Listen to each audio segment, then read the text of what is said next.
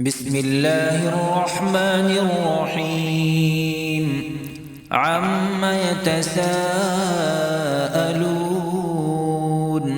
عن النبأ العظيم الذي هم فيه مختلفون كلا سيعلمون ثم كلا سيعلمون ألم نجعل الأرض مهادا والجبال أوتادا وخلقناكم أزواجا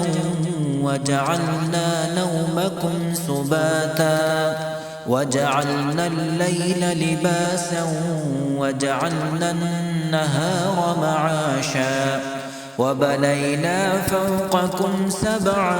شدادا وجعلنا سراجا وهاجا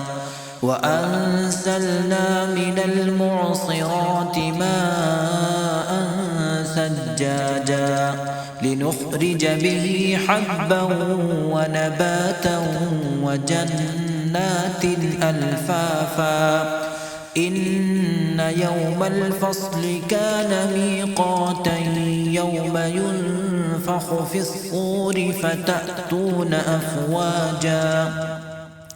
وفتحت السماء فكانت أبوابا وسيرت الجبال فكانت سرابا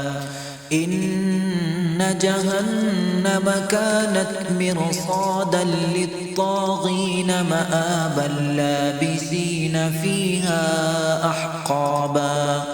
لا يذوقون فيها بردا ولا شرابا إلا حميما وغساقا جزاء وفاقا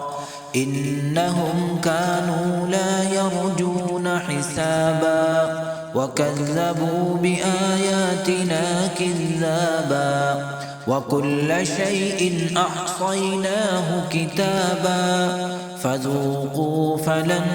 نزيدكم إلا عذابا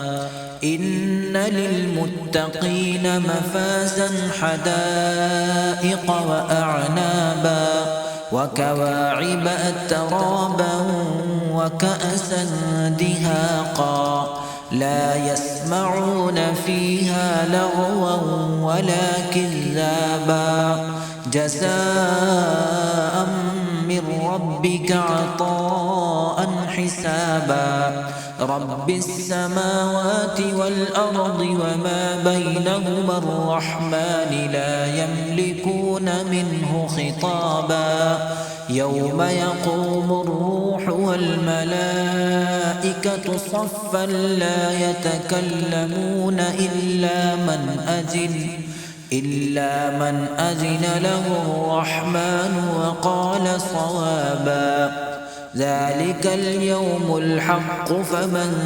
شاء اتخذ إلى ربه مآبا إنا أنذرناكم عذابا